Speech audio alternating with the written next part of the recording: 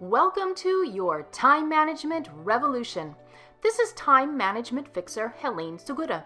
In today's episode, I'll be sharing a previously recorded interview during which we're discussing time management and mind management. Enjoy!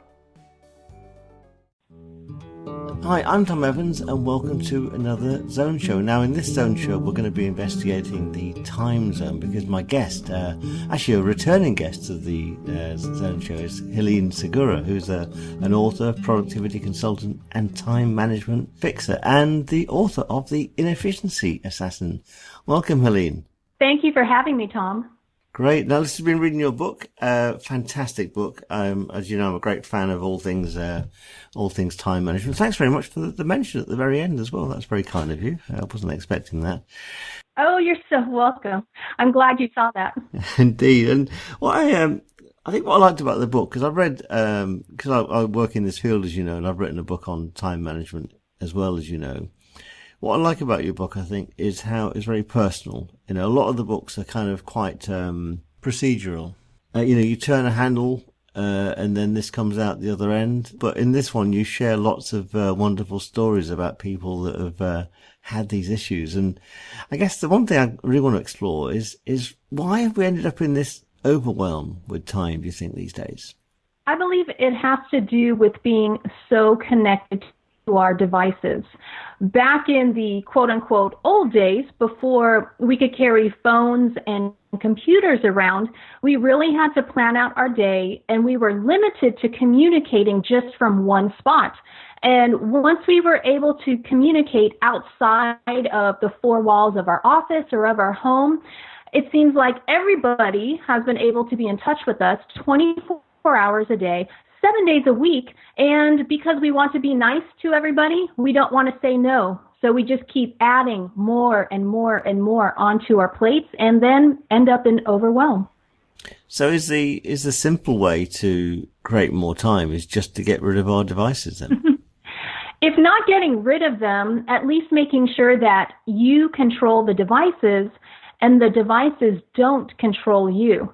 Too many times we feel like we're at the beck and call of our phone or of our tablet. Instead, we need to set aside specific times when we're going to answer those messages and those notifications that are coming in.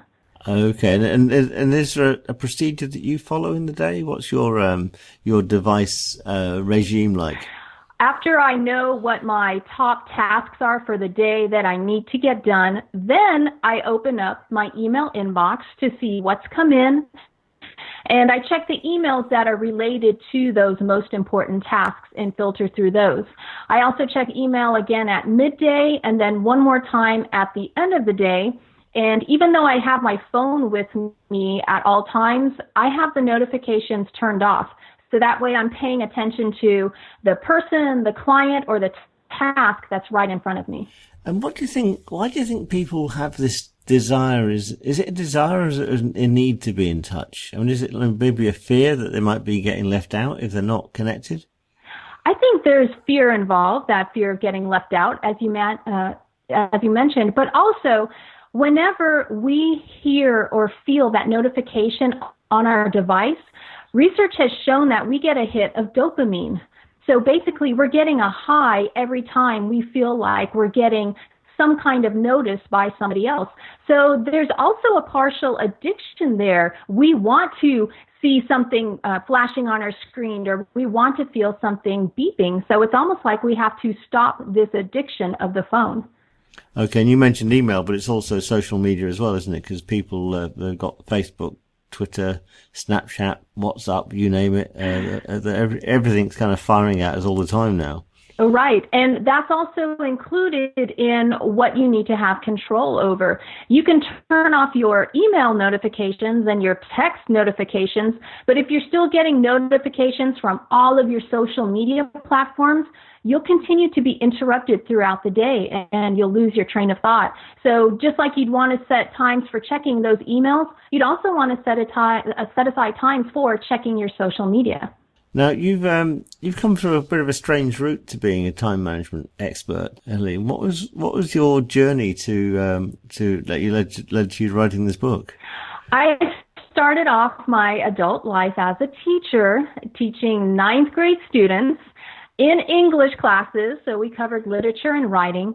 And what I discovered is that so many of my students did not make good grades, not because of a lack of intelligence, but because they were not taught organizing and time management skills. And since those skills are not tested on a standardized exam, they will never be taught in school. I decided that I would teach my students, so at least I wouldn't be annoyed with all the late work and all the excuses coming in. And so that's how I got started teaching organization and time management. That snowballed into teaching my clients and helping them with their students, my fellow teachers, helping them with their fellow students. And then I eventually started my own consulting firm 10 years ago, focusing on time management and productivity. Oh, that's fantastic! But you before that, you were a bit of a tomboy. It says in your bio. Oh, You got two. yes. I love it. Like you got two bios on your website. You got a proper bio, then you got the other bio, which I found much more intriguing.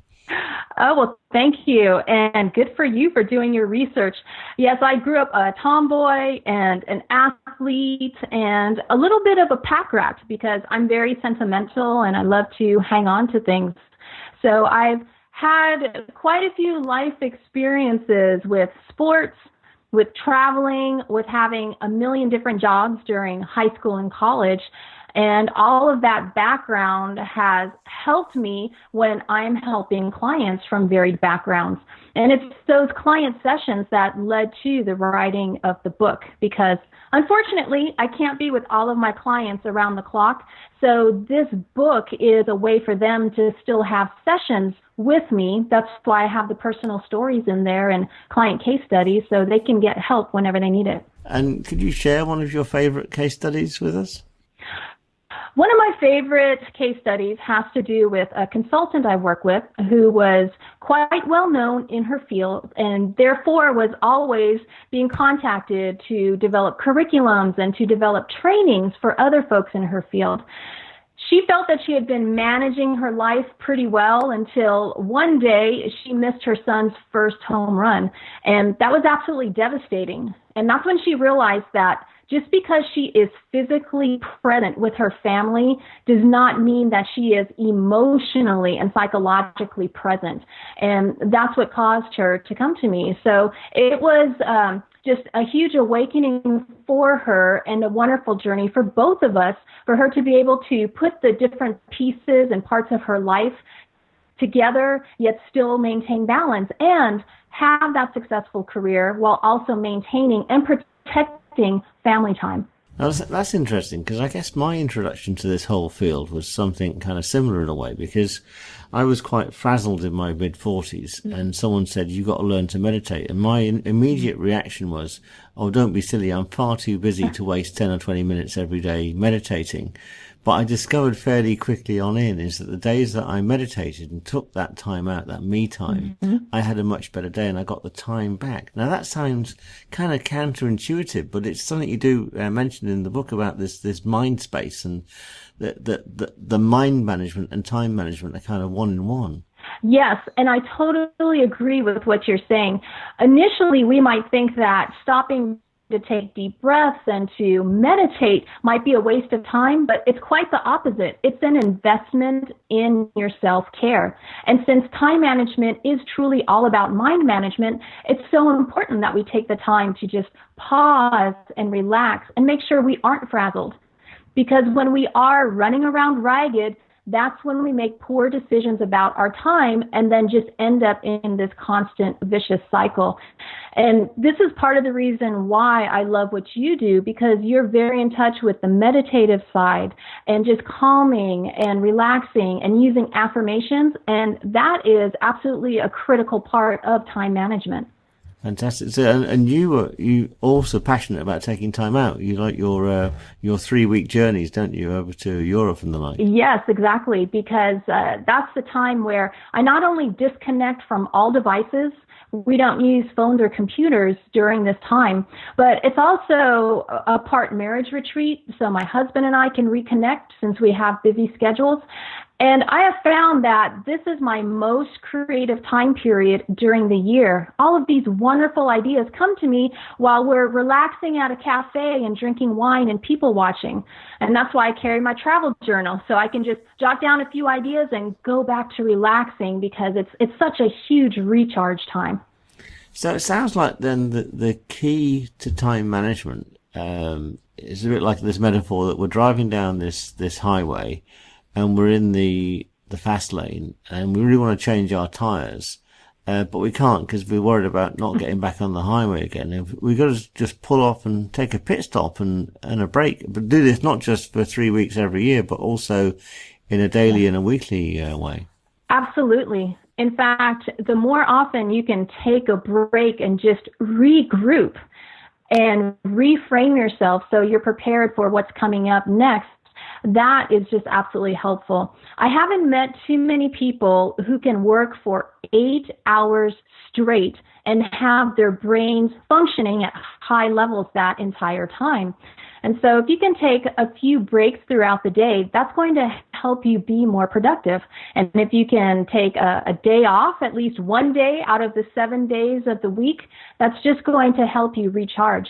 And to add on to your analogy, if you want to draw an analogy to cell phones, we let those recharge overnight. And they are not nearly as complicated as our brains are. So at bare minimum, we need that recharge time, not only overnight from good sleep, but also from those occasional breaks and vacations. And so obviously then schools, you mentioned schools, you came from that background. I guess that we're thrust into a timetable when we go to school, and then we got our work times and our lunch times and our go home times. So do teachers and schools and employers need to get in on this loop as well? Absolutely.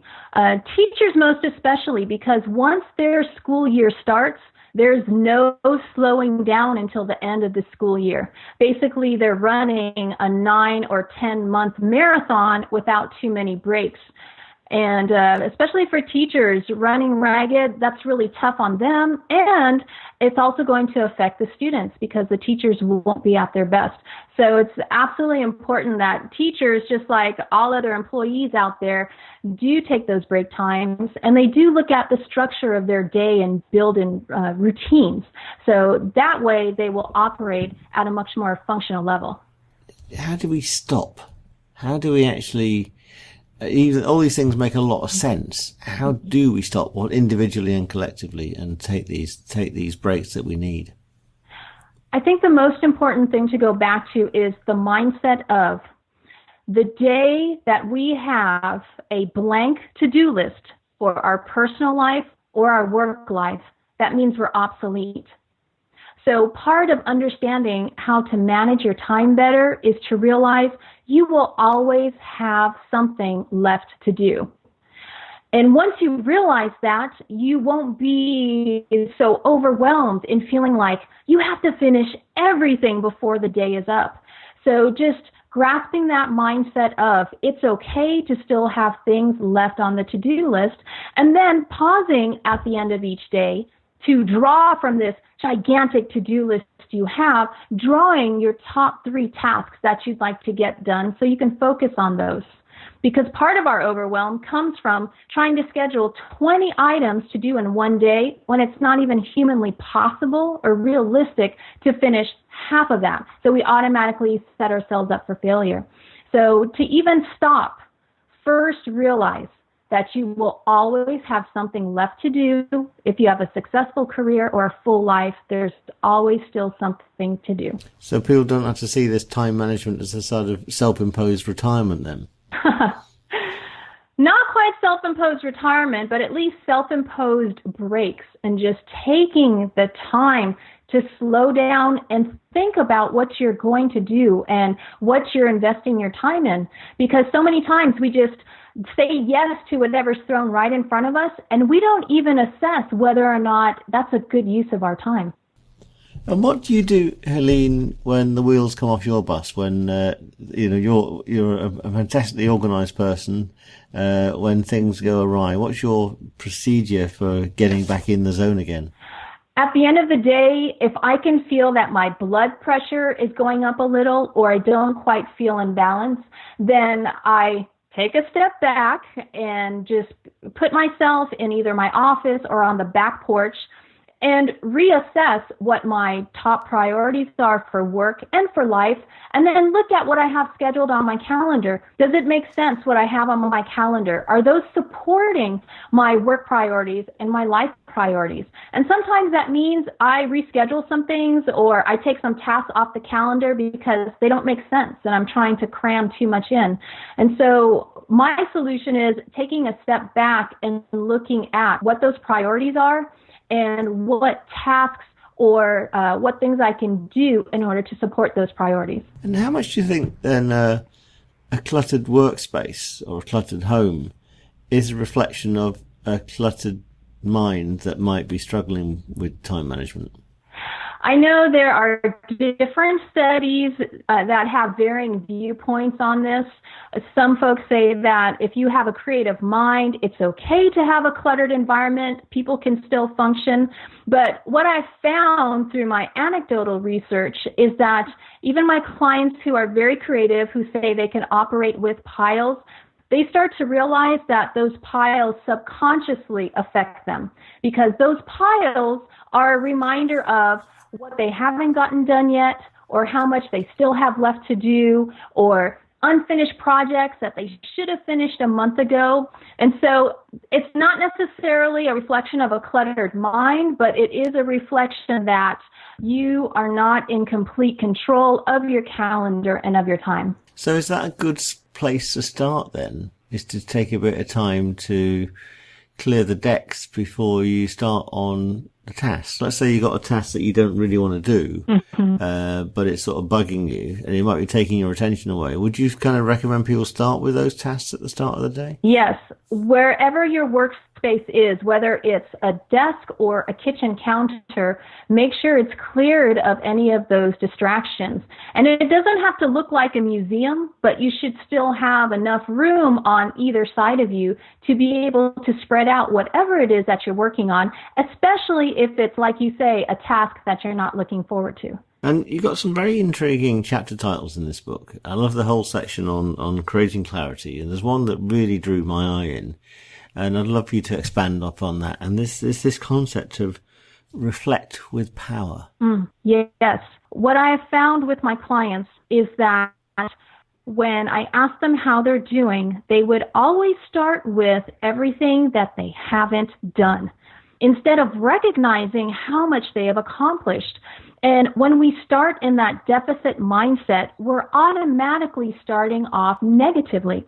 That's why it's just absolutely critical to start off by reflecting with everything that you've accomplished, no matter how big and no matter how small.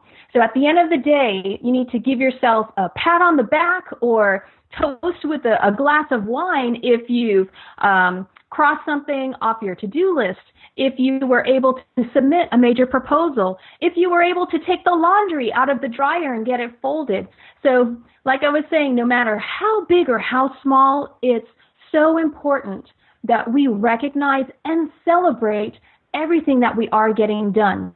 Because when we dismiss those things and we only focus on what is still left, we never get to experience the joy of accomplishing things, and therefore we never get to build up that quote-unquote addiction to being successful.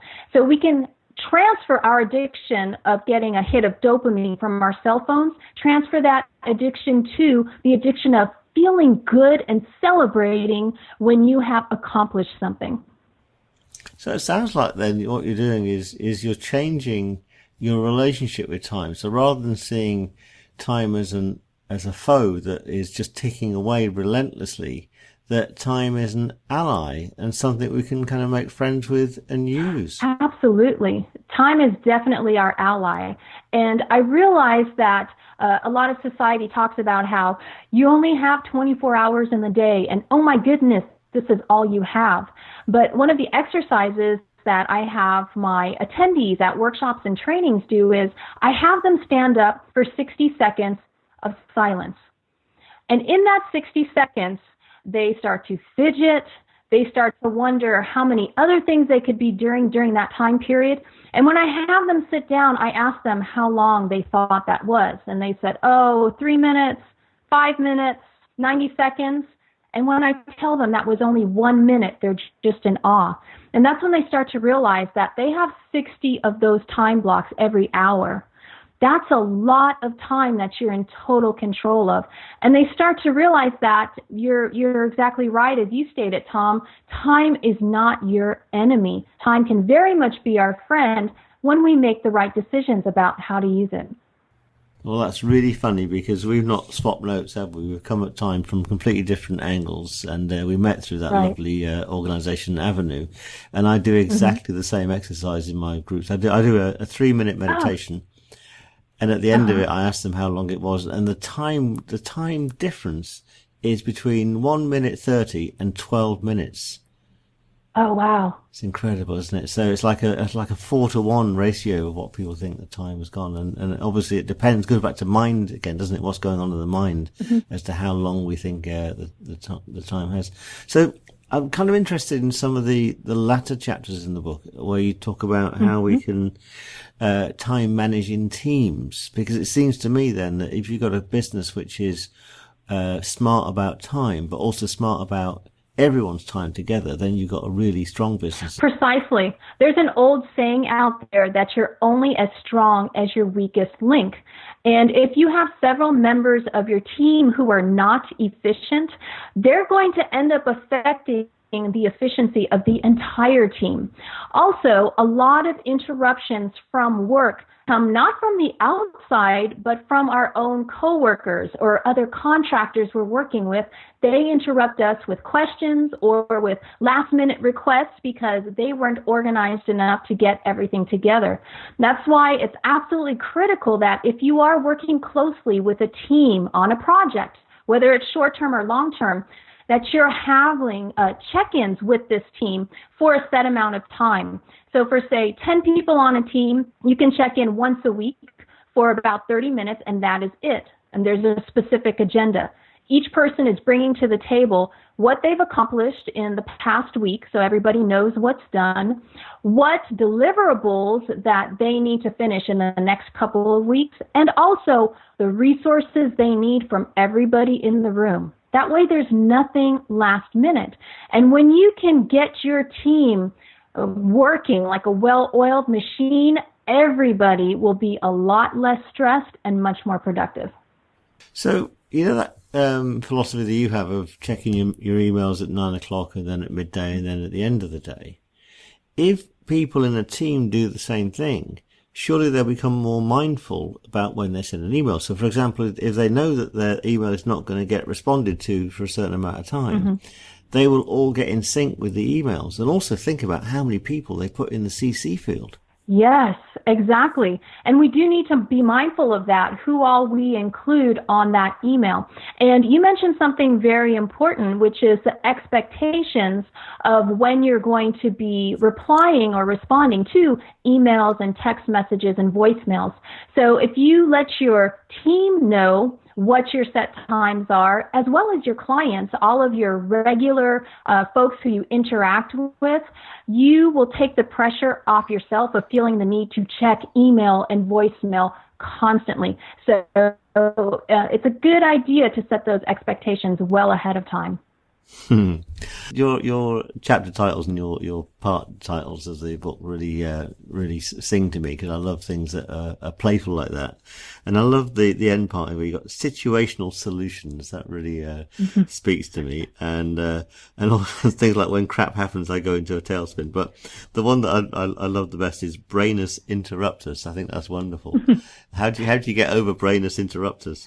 Well, first of all, brainus interruptus, for those of your listeners who don't know yet, that's when we have the phenomenon of squirrel, and that's a common term that's used to indicate that your brain has just gone off on a tangent because all of these other distractions are coming in. It could be your phone, it could be a person walking up to you, or it could be your own thoughts spinning around in your head.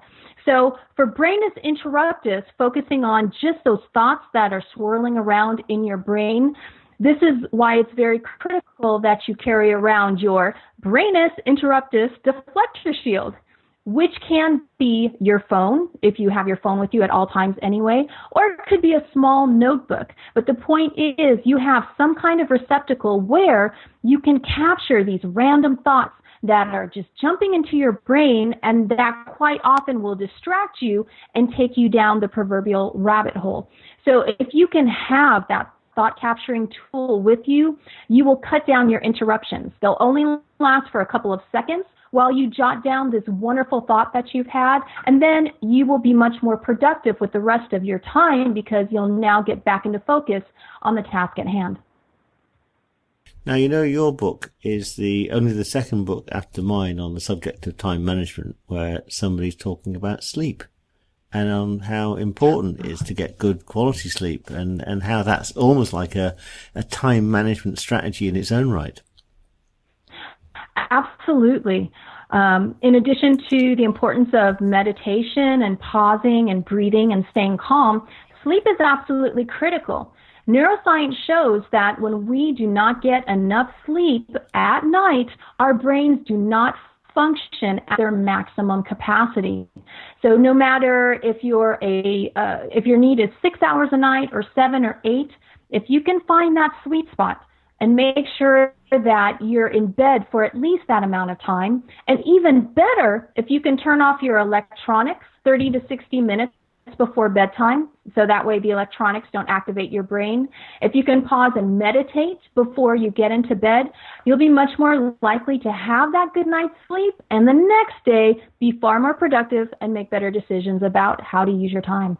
Now, one of the things that I was quite intrigued about was how you've had this brush with the CIA, and you almost had a career in that field, didn't you? I don't know about almost having the career, but it's one that I definitely wanted. I wanted to be an agent with the Drug Enforcement Agency, the DEA, and this was my goal and my obsession when I was in high school and moving into university. And fortunately, I was introduced to a retired federal agent who was willing to tutor me on the whole process. And when I met with him at his condo, after being on edge with all of his exciting case stories, I started to realize that I was in a very sterile environment. There was no color, no warmth, no photos. And that's when I felt comfortable enough to ask the agent about his personal life. And he confessed about the toll that his career took on his personal life. He never turned down a promotion. He never turned down a case. He was always fearful of trying to negotiate his time with his supervisors. He was fearful of possibly losing the next promotion, and he was doing all of this so he could have a stronger, higher-paying career and therefore take better care of his family. Ironically, in the end, his family left him because of all that time that he was putting into the agency. And so that was one of my early life lessons about work-life balance and how important it is to be successful in what you do as a career, but to also make sure you understand what your personal priorities are and pay attention to them and support them. So needless to say, I did not join the undercover law enforcement agency. So listen, we've been talking a lot about mindfulness and meditation. So shall we just take 5 or 6 minutes out now just to, I'll just play a meditation. If people are driving, then please pull over. Don't listen to this when you're driving, because otherwise it might make you fall asleep. But this is a short meditation. It's called Just for a Moment. Oh, that's fabulous. And it'll help you savor those moments that Helene's been talking about that guy in the DEA perhaps didn't do. Enjoy. Just for a moment, sit or lie down and make yourself comfortable. And take the weight off your feet and the weight off your mind.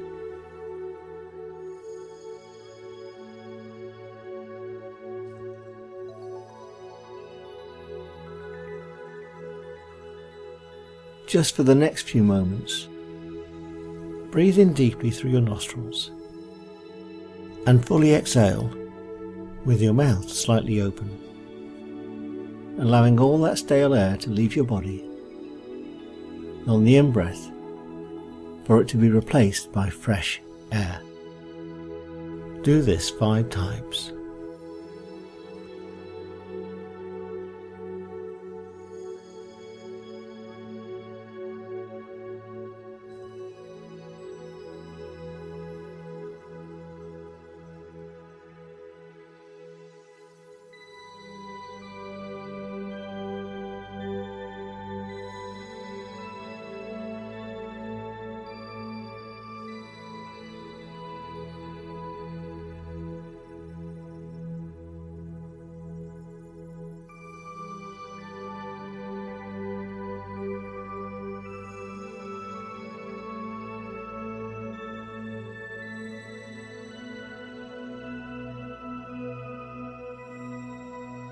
And just for a moment, consider this.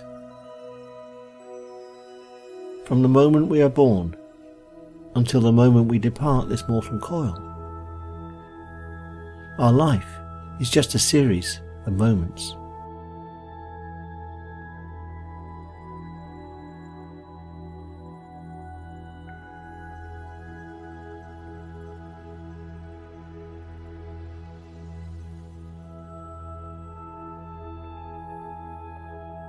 So each and every day, from when we awaken until when we fall asleep, our waking hours are just a series of moments too.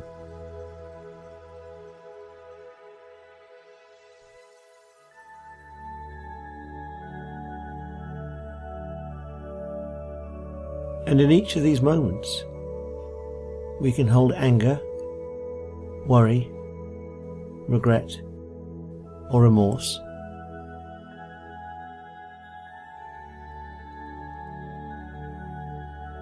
Or in each of these moments, we can be creative, we can inspire, and we can be inspired.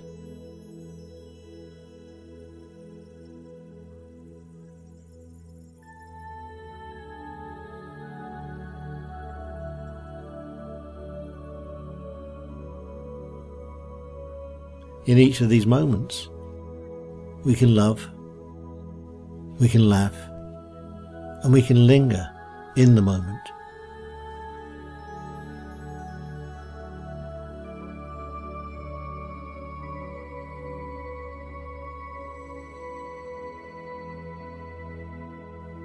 Take just a few moments to muse on this. In each of the moments of the day, how can you best use each of those moments to achieve the best outcomes for you, for your family and friends, for your clients, and the planet as a whole? Reflect on how the moments that have already passed by have brought you to these very moments.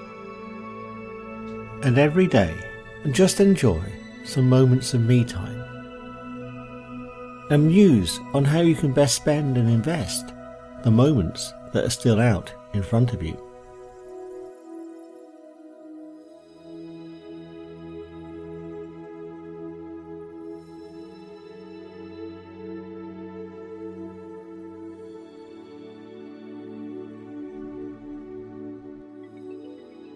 So I hope you enjoyed that, and I think that's important to remember that taking time out is key to saving time. So my guest today is Helene Segura, absolute whiz at all things connected with productivity and time management.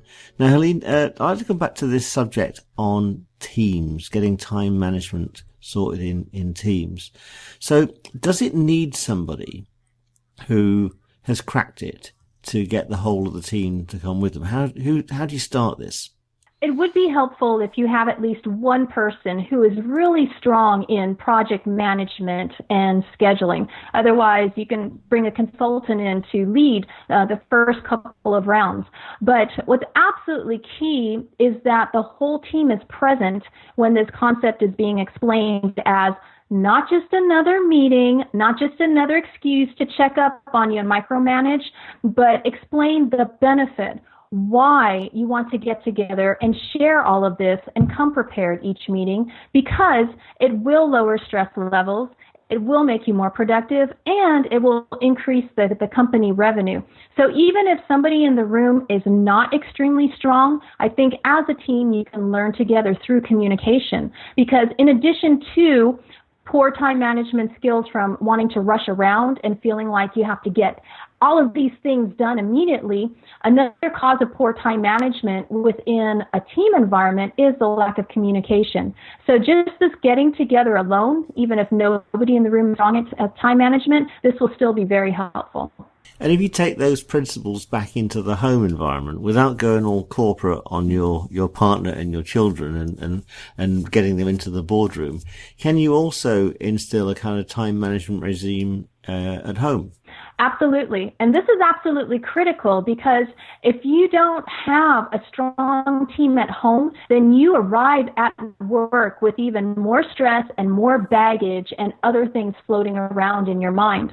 So when you're working with your family, you don't have to have a written agenda, but everybody should know when the family dinner is going to be. Maybe do this on once a week, and have a conversation at dinner or over dessert about what everybody's schedules are for the upcoming week, and who has which game and who has which project and who needs to be driven where. And that will prevent things from falling through the cracks, which will lower the tension levels in the house. So what advice would you give to the CEO of the house? That's the mother often. There's the overstressed mother who might be holding down a job, getting the kids to school, feeding them and this sort of stuff. What could you recommend for a mum to help her, or even a stay-at-home dad, to help them manage their day better? I recommend that they have a family sit-down, not early in the morning when people are trying to get out of the house, and not before dinner when people are tired and hungry and cranky, but you have a family meeting in the evening after dinner when everybody's bellies are full. This is when we're our happiest, and you just sit down and explain the stress that you've been feeling because you've got so much pressure in different areas, and how it affects your relationships with everybody in the household. And it can even come in the form of an apology, which can be very powerful to everybody else in the household. You could say something like, "I'm so sorry that I've been snapping at you. I've got a whole slew of projects at work, and then I come home and there's so much to do. I apologize for how I've been treating you, and I'd like to ask you for your help. Do you think that you could help me with task A, B, or C?" And so you give your family a choice of what they can help with. So probably not bill paying, because that's extremely important, but you can pick out some lower level tasks that the kiddos can help with or the spouse can help with, and just simply ask for help. You can show them everything else that you're doing and say, "Okay, I'll take care of all of these 20 things. Could you please help me with these 3? To show that you're still pulling your weight, but you would like help in order for the household to be happier, and you guys will have more time for fun. Oh, I'm with you. And obviously, when you're having this meeting, you want everyone to put all their devices down. Oh, yes. Please do. All the phones, all the tablets, everything put away. It's purely FaceTime, and not the computer app FaceTime, but pure FaceTime. Real FaceTime. That's wonderful. So what's next for you, Helene? What's your next projects? I am working on a set of webinars for teachers.